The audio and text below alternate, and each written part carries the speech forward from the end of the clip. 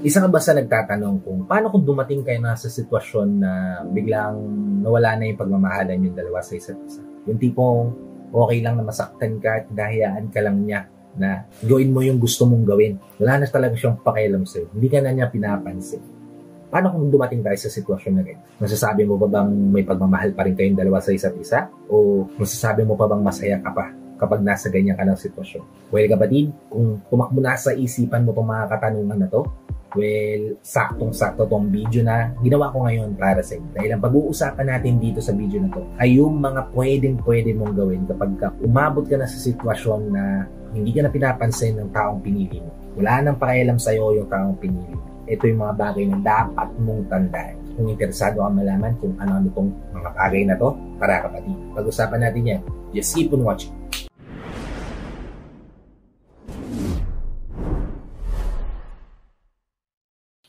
Hi, I'm Gary Opimo at gumagawa ako ng mga videos na katulad nito para matulungan ka na maging best version ng sarili mo at maibigay mo yung best self mo, syempre, sa taong mahal mo. Kaya kung bago ka pa lang dito sa channel ko, please consider liking this video. Hit the subscribe button and the notification bell para lagi kang updated sa mga videos na katulad nito na i-upload pa natin sa inaharap. At ang unang-unang bagay, kapatid, ang dapat mong gawin kapag ni-ignore ka na, hindi ka na pinapansin, binabaliwala ka na ng tuluyan ng taong pinili mo, ng taong inalayan mo ng buong buhay mo, mapakaibigan mo yan, o jowa, o kapamilya. Lagi mong tatandaan na hindi mo kailangan humabol sa kanila. Lalo na yung mga taong wala namang talagang pake sa'yo. Ito kasi yung nangyayari sa kasalukuyang panahon, kapatid. Magkakaroon tayo ng masyadong insecurities sa paligid natin dahil iniisip natin na marami silang sasabihin sa atin. Well, in fact, kapatid, wala naman talaga silang pakialam sa'yo. Wala silang pakialam kung ano yung gusto mong suotin, gusto mong gawin sa buhay. Wala silang pakialam sa buhay mo.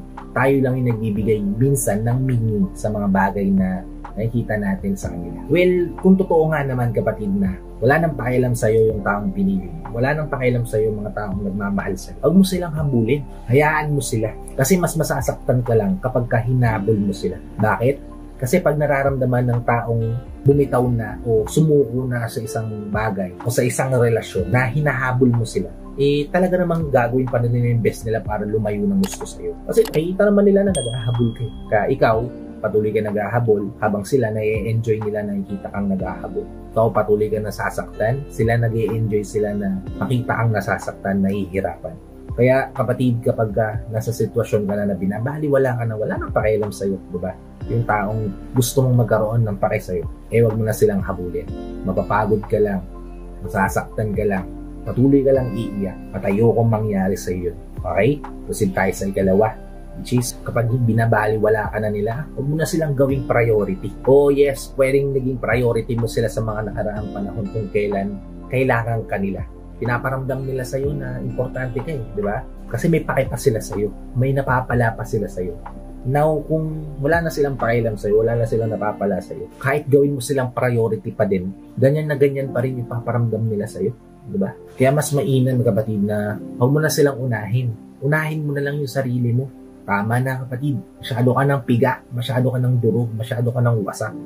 Dahil ibinigay mo na lahat sa kanila. Binigay mo na lahat sa kanya. Wala nang natira sa'yo. Habang pinapriority mo sila, pinapriority mo siya, option ka lang pala para sa kanila. Diba? Painful, pero yun yung realidad. Kaya kung di binabaliwala ka na, di ka na pinapansin, huwag mo na silang gawing mundo. Huwag mo na silang i-priority, huwag mo masyadong i-focus yung buhay mo, yung mata mo sa kanila. Okay? Proceed tayo sa ikatlo, which is, kapag totally ini-ignore ka nila, tipong hindi ka nila pinansin sa loob ng 1, 2, 3 araw, ignore mo na rin sila. Kung hindi ka nila naisip sa loob ng 3 araw, kapatid, ibig sabihin hindi ka importante para sa kanila. Imagine, kapatid, pare-pares tayo na merong 24 hours a day. Pare-pares tayo na meron tayong 60 seconds a minute. Diba? Sobrang hirap ba na iparamdam sa taong pinili mo na naiisip mo siya, naaalala mo siya, diba? Yung simpleng message lang na I love you, I miss you, di ako makapag-text dahil ganito, di ako makaka-message dahil ganito, hindi tayo makapag-video call dahil ganito. that means naaalala ka niya, di ba? That means gumagawa pa rin siya ng paraan para i-inform ka dahil mahal ka niya, di ba? At yun yung mahalaga. So what if 3 araw na lumipas pero hindi pa rin siya nagpaparamdam? Tingin mo may pakialam pa siya sa'yo? Kung ganito na yung pinaparamdam niya sa'yo, babalik tayo sa number 1. Huwag ka na maghabol, kapatid. Huwag mo na silang gawing priority. Pag in-ignore ka nila, gawa ka ng paraan para unti-unti silang bitawan. Dahil mas mahalaga yung mental health mo, kapatid. At mas mahalaga na alam mo sa sarili mo na buo pa yung tiwala at paniniwala mo sa sarili mo. Okay? Proceed tayo sa ika-4, which is huwag mong bigyan ng halaga yung taong hindi ka kayang bigyan ng halaga. Kapag may mga tao sa paligid mo na pinaparamdam sa'yo na undervalue ka, wala kang silbi, wala kang kwenta para sa kanila, lalo na kung wala kang ganap o tulong o epekto sa buhay nila. Kung ganyan yung constant mong nararamdaman sa mga taong mahal mo, na feeling mo hindi nila binavalue yung halaga mo sa buhay nila, then bakit patuloy ka pang nagbibigay ng halaga sa kanila? Bakit patuloy mong binavalue tong mga tao? Kasi kapatid, kapag hindi ka natutong mag-let go sa mga ganyang uri ng tao, ikaw lang yung masisira, ikaw lang yung madudurog ng paulit-ulit.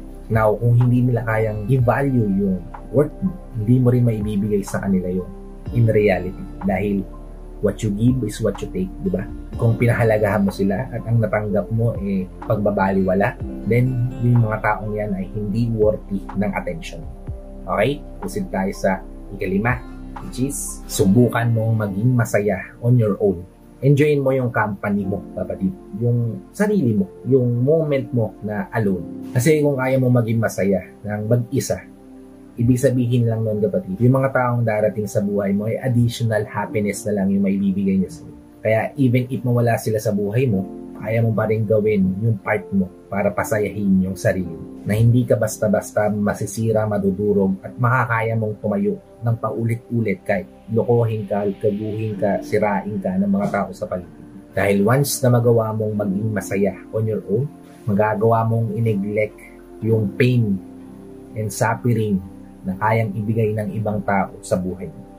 Okay, proceed tayo sa ika-6, which is spend mo yung oras mo sa mga taong ramdam mo na worthy ka para sa kanila. Kung pakiramdam mo worthy ka para sa pamilya mo, then give your time to them, di ba?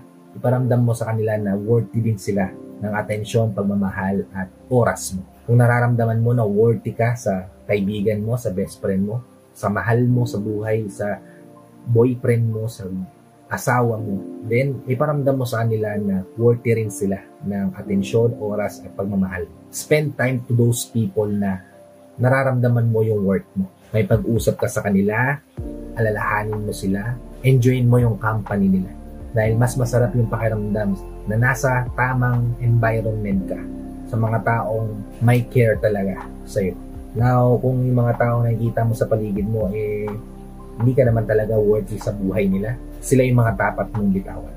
Masakit man, mahirap man, kailangan mong gawin yan para sa sarili. Kundi, patuloy ka lang masisira, patuloy ka lang madudurog, patuloy ka lang iiyak, patuloy ka lang magiging mag-isa kahit pa nasa paligid mo sila. Then, ayoko ulit mangyari yun sa'yo. Okay? Proceed tayo sa ika-7. Last but not least, kapatid, ika-7 dapat mong gawin kapag ka nararamdaman mo na binabaliwala ka na ng mga tao sa paligid. Pangalagaan mo yung peace mo. Tama po yung narinig mo. Pangalagaan mo yung kapayapaan mo sa sarili. Hindi mo kailangan ng mga kaibigan. Hindi mo kailangan ng mga taong mag-a-uplift sa'yo. Kasi kapatid, yung buhay is all about having a positive perspective against all odds. Ibig sabihin, kung makakaya mong ngumiti kahit pa milyon-milyon na yung problema mo, makakaya mo pang maging masaya despite tons of challenges na dumarating sa buhay mo, then ibig sabihin, kapatid, you are alive. Buhay ka. At tama yung pag-iisip at perspective mo sa buhay. Yung mga taong darating sa buhay mo na magpaparamdam sa'yo ng negatibo o hindi okay na pakiramdam, hindi mo mapipigilan na dumating talaga sa buhay mo. Pero kung despite having that mga people sa buhay mo ay nakakayanan mong lumiti, nakakayanan mo maging masaya on your own, then nasa tamang direction ka at magiging okay ka kapag pinagpatuloy mo yung nararamdaman at ginagawa. Kaya kung binabaliwala ka ng ibang tao, binabaliwala ka ng taong mahal mo, binabaliwala ka ng mga taong iniingatan, learn to love yourself. Dahil yan, kapatid, yung magbibigay ng strength sa'yo to overcome all those difficulties and challenges na pinaparamdam sa'yo ng ibang tao. And I hope nakatulong tong video na to sa inyo. If nakatulong nga naman, please help me share this to your loved ones. Tapos hindi nating matulungan ng video para nakatulong na kayo sa kanila. Nakatulong na rin ako sa kanila. Sa lahat ng OFW viewers natin, sa mga viewers natin dito sa Pilipinas na walang sawang nanonood, sumusuporta at palagi nakatune in sa mga video na ina-upload ko. Maraming salamat po sa palagian yung panonood at pag-support. At kung bago ka pa lang dito sa channel ko, please consider liking this video. Hit the subscribe button and the notification bell para lagi kang updated sa mga videos na tulad nito na i-upload pa natin sa inyo. So, ayun na mga. Maraming salamat ulit sa panonood. And I hope to see you all on my next vlog. Ingat kayo din palagi kapatid. May God bless you. Whenever your heart is broken,